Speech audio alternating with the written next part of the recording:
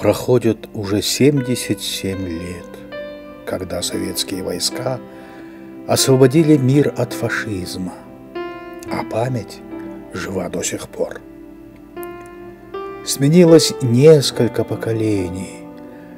Если бы не встречи боевых друзей, которые регулярно проходили, когда еще живы были участники тех боев, а сегодня остались лишь кадры кинохроники тех времен, благодаря которым мы все еще помним те годы, лица ветеранов, героические лица тех, кто защищал нас. В начале 1970-х годов по приглашению колхозников и Совета краеведческого музея села Саган-Ула прибыла из Москвы делегация ветеранов Великой Отечественной войны. Это были однополчане, герои Советского Союза, Базара Ринчино и прославленных снайперов Северо-Западного фронта Семена Намаконова и Тогона Санджиева. Так пишет известный в то время журналист газеты «Огинская правда» Даши Санданов. В составе делегации генерал-майор танковых войск, командир 9-го механизированного корпуса, герой Советского Союза Константин Малыгин, комиссар артиллерийского дивизиона товарищ Соловов, санинструктор Валентина Котова, пулеметчик Тимофей Некрасов и связной командира полка Федор Ермаков. Все 3 дня пребывания делегации были насыщены самыми интересными и волнующими встречами. Гости встретились с ветеранами войны и труда, со всеми жителями села, со школьниками, пишет Даша Санданов. Праздник начался с митинга у памятника павшим воинам-землякам. Здесь на мраморных плитах высечены имена 73 саганольцев, отдавших свою жизнь за честь и свободу нашей Родины. Выступающие говорили о беспримерном подвиге советских людей на фронте и в тылу.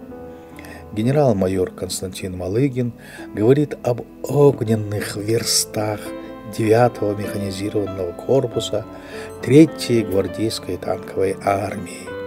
В составе этого корпуса воевал наш земляк Базар Ринчино.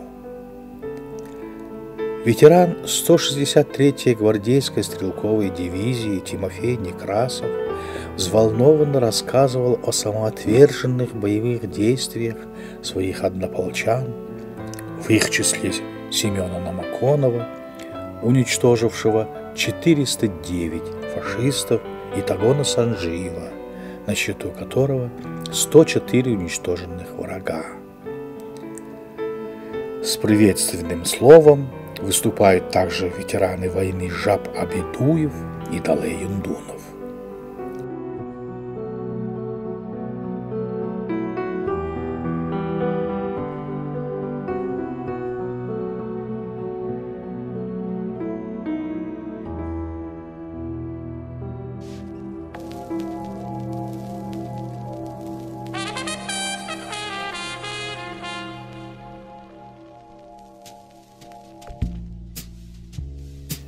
Начинается церемония возложения венков к памятнику воинам-землякам, не вернувшимся с фронтов Великой Отечественной войны, и к памятнику герою Советского Союза Базара Ринчино.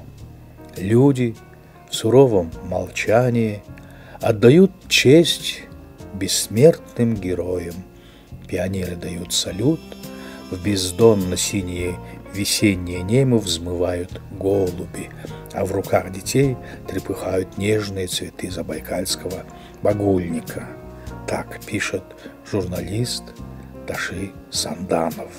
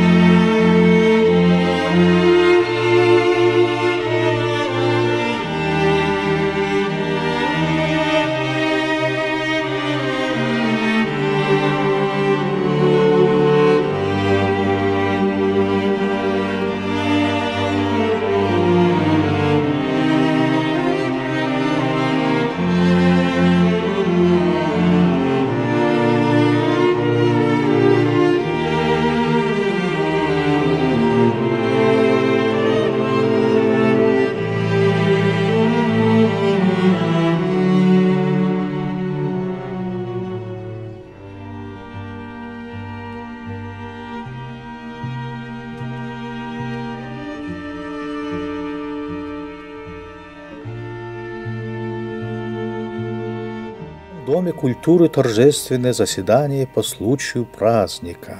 Собравшихся приветствуют юные пионеры Цаганольской и Цугальской средних школ.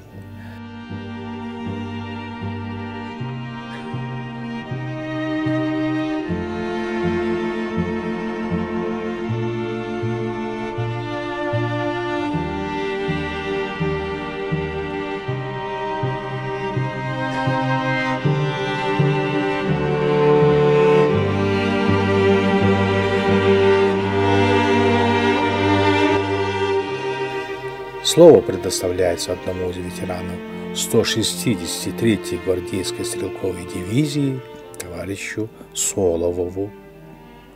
Он говорит о боевом пути своей дивизии, прославленная в боях Ровненско-Киевская, орденов Ленина, Красного Знамени, Суворова и Кутузова, 163-я гвардейская стрелковая дивизия прошла с тяжелыми боями 10 тысяч километров и войну закончила в Вене.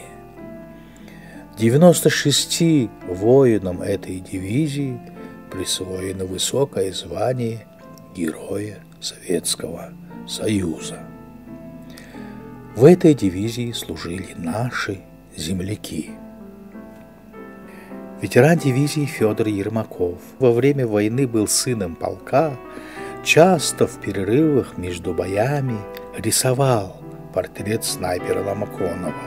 Товарищ Ермаков под бурные аплодисменты зала вручил Семену Ломаконову в подарок свою работу. Прославленный снайпер свой портрет передает в дар колхозному музею.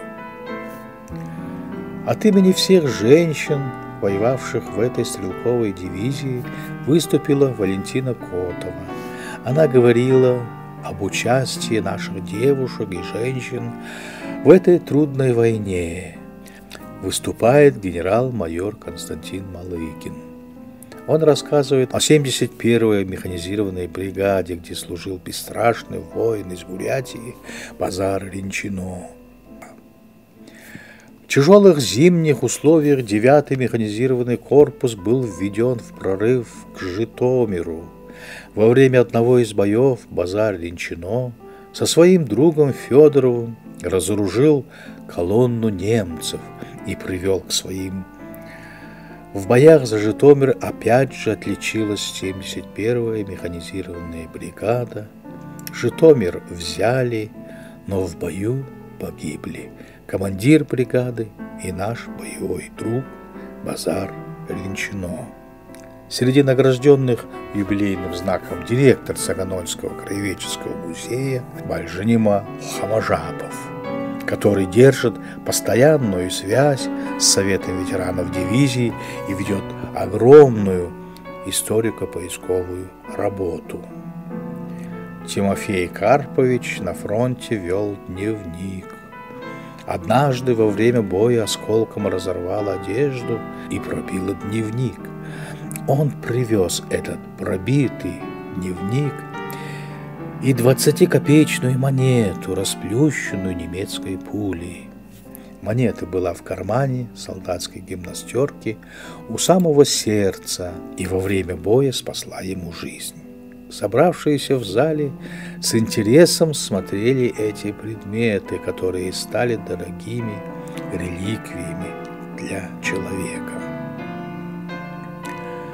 Товарищ Некрасов преподнес в дар колхозному музею экземпляр первого номера большевистской газеты «Правда». Вечер, организованный в честь гостей и ветеранов войны и труда, превратился в вечер дружбы народов. Здесь звучали песни фронтовиков, однополчан, русские и бурятские народные песни. Из-за стола встает санинструктор, ныне инженер одного из московских заводов, Валентина Котова. Она держит в руках крупный каравай хлеба. Этот хлеб дарили гостям на границе колхоза при встрече. Так вот она предложила разрезать этот хлеб на мелкие кусочки и разделить всем, как это бывало на фронте. Выступил на этом вечере сын снайпера Тогона Санджиева Жамсо Тогонов. В 1969 году он с Семеном Даниловичем Намаконовым был на встрече ветеранов 163-й дивизии в поселке Демянском Новгородской области.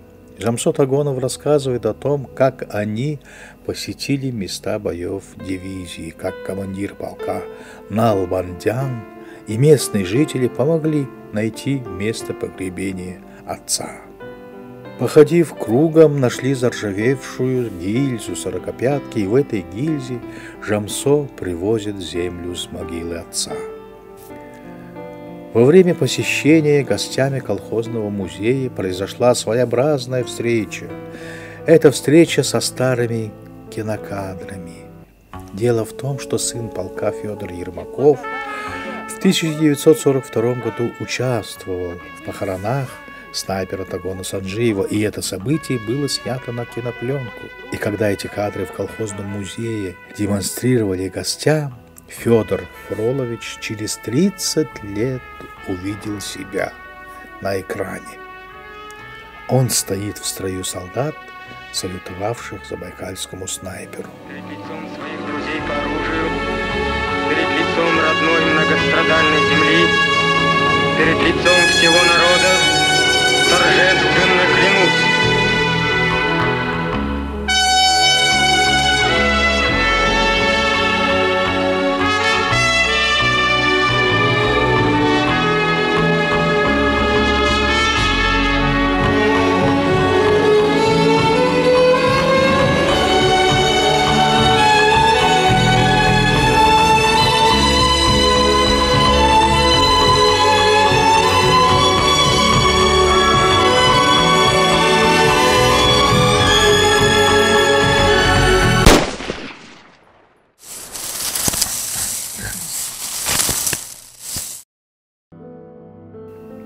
Потом была встреча со школьниками. Гости делились с ребятами воспоминаниями своей фронтовой жизни. Пожелали им стать такими же смелыми патриотами Родины, как их земляки Тогон Санджиев и Семен Намаконов. Гости встретились также с родственниками Базара Ринчино и Тогона Санджиева, побывали на стоянке старшего чабана Бадмадаржи Балтанова, фотографировались в чабанской юрте Вере Яковлевне Котовой, дали возможность исполнять роль хозяйки у очага. Затем чабан пригласил гостей в свою просторную избу. Долго продолжалось веселье в чабанском доме. Гости из столицы и тружники далекого степного села вели задушевный дружеский разговор. Затем состоялись конные скачки и Сурхарбан.